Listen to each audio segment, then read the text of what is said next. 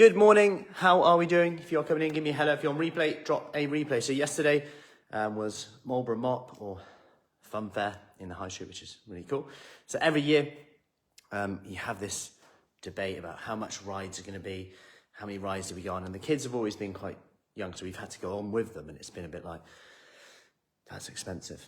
Now this year they were like, no, we're just going on together. I was like, oh cool, okay, let's get your pocket money, let's pick 2 rides each. Good to go. A hook a duck in there. Let's go. And we're going around, all good, loving it, go on the rides.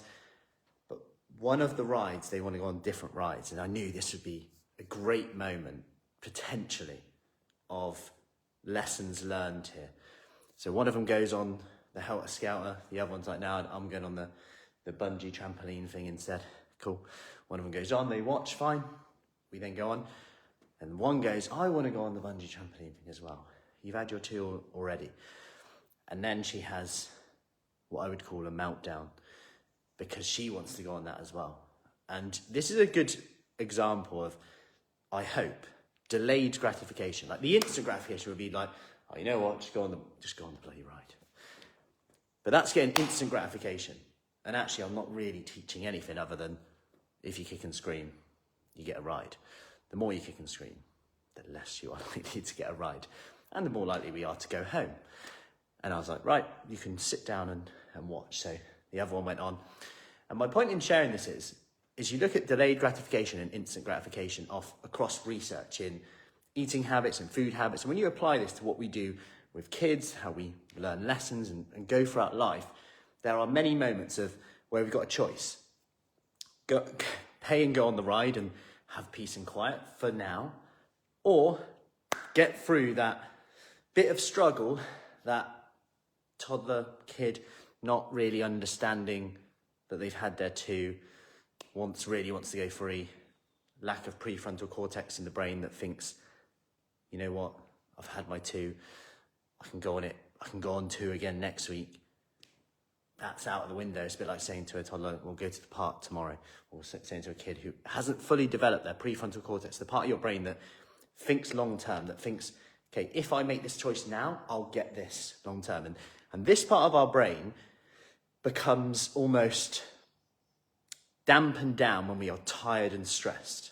So if we consider this, not comparing anyone to Labradors, but Labradors, dogs have very small prefrontal cortex. That's why, like a Labrador, we got a black Labrador, she can just eat and eat and eat and eat and eat because she doesn't really understand that she's going to be fed later, really. She has a good idea, now she's 10-ish. But she would still, if the whole bag of food was there, she'd go through the whole bag of food. We know that. So my point being is they can't think longer term. They're not thinking about their decisions now, they're thinking about right now. When we're tired and stressed as humans, so after between 5 and 7 years old, we start to develop our prefrontal cortex to a more full extent. This is a part of our brain that helps us think about where we want to be, the consequence of our actions a bit more. You know, think about negotiating. We're not going to the park today, we're going to go tomorrow. A toddler's like, that is not appealing to me at all. That doesn't make any sense. Whereas as we get a bit older, we're like, okay, let's make that compromise. Now, with this, when we're tired and stressed, this is dampened down. So we have to bring some into our awareness here to make sure that we break out of our subconscious. If we are tired and stressed, we know that part of the brain is going to be dampened down. We're going to put instant gratification on a pedestal. So that extra biscuit, that extra chocolate bar, that's going to be on a pedestal now. So we need to make sure that we go, right, that's going to be on a pedestal. I'm going to over-exaggerate the benefits of this right now. If you're tired and stressed, you will over-exaggerate. And if it's subconscious, like you eat and you go, I don't even know why I did that. I didn't even really enjoy it. Even better. Every time you do that, be aware of it. Now we need to create an action before the trigger. So an action before the trigger could be clap 4 times. 1, 2, 3, 4. If you're in public, maybe not. But it could be as simple as having a glass of water. Every time you feel that coming on again, on time, just grab a glass of water. Do a 1-minute workout. 10 punches. Go for a walk. Have something, anything, ring someone. Go around, walk around the block. Anything you can do to create an action that stops the subconscious behavior. That behavior that we do on autopilot. 95% of our actions that are just autopilot. Stress, do this. And it's understanding our prefrontal cortex is dampened down.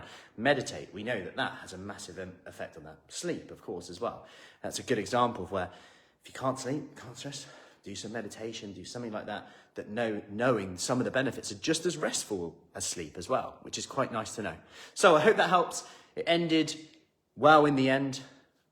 Later on, if you're wondering with the fairground, getting through the pain of tantruming, etc. Hopefully the lesson will be learned and delayed gratification will come back at a later date where they're like, oh, I've had my 2 rides already. The older one was a bit more like, you've had your 2 rides already. You went on that and I went on that. I was like, yes, you get extra pocket money. No. So I hope that helps. Any questions, let me know. Have an awesome Sunday and I'll see you soon.